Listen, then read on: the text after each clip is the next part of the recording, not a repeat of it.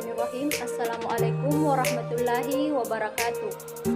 Perkenalkan, nama saya Dahlia, NIM 862312019 Prodi 19 MPI 1 kelompok 1. Baik, di sini saya akan menjelaskan materi yang pertama, pendekatan analisis kebijakan, yang kedua, metode analisis kebijakan.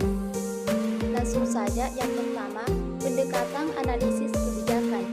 Upaya untuk menghasilkan informasi dan argumen, analisis kebijakan dapat menggunakan beberapa pendekatan, yaitu yang pertama pendekatan empiris, kedua evaluatif, dan yang ketiga normatif, menurut pendapat Bloom pada tahun 1988. Pendekatan empiris memusatkan perhatian pada masalah pokok, yaitu apakah sesuatu itu ada atau menyangkut fakta.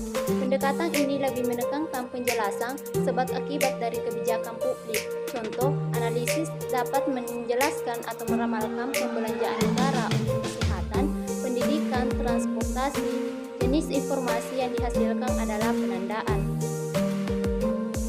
Pendekatan evaluatif memusatkan perhatian pada masalah pokok, yaitu berkaitan dengan penentuan harga atau nilai, beberapa nilai sesuatu. Dari beberapa kebijakan, jenis informasi yang dihasilkan bersifat evaluatif. Contoh, setelah menerima informasi berbagai macam kebijakan KIA, KB, analisis dapat mengevaluasi bermacam cara untuk mendistribusikan biaya, alat, atau obat-obatan menurut etika dan konsekuensinya.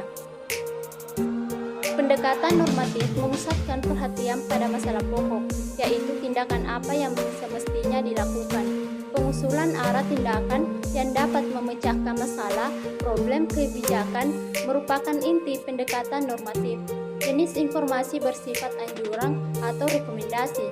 Contoh, peningkatan pembayaran pasien puskesmas merupakan jawaban untuk mengatasi rendahnya kualitas pelayanan di puskesmas. Peningkatan ini cenderung tidak memberatkan masyarakat. Materi yang kedua, metode analisis kebijakan. Terbagi menjadi dua. Yang pertama, metode kuantitatif.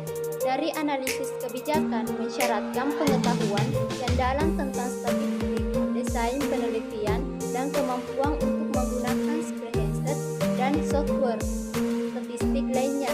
Metode-metode seperti analisis regresi, misalnya mengestimasi efek dari variabel pada keluarannya. Analisis tipe ini membutuhkan kompetensi dan aplikasi beberapa konsep seperti korelasi, varian, dan signifikasi statistik. Yang kedua, metode kualitatif. Sementara itu membutuhkan kehati-hatian untuk melihat hal yang detail.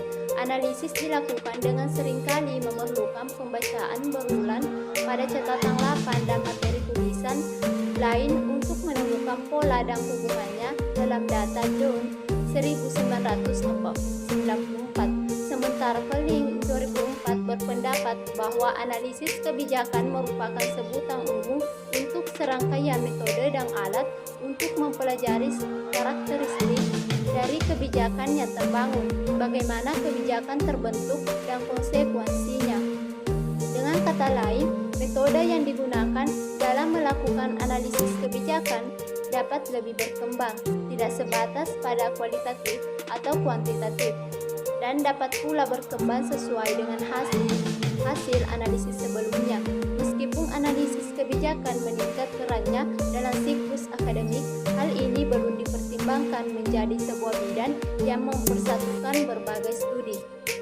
Baik, itulah yang sempat saya paparkan mengenai materi pendekatan analisis kebijakan dan metode analisis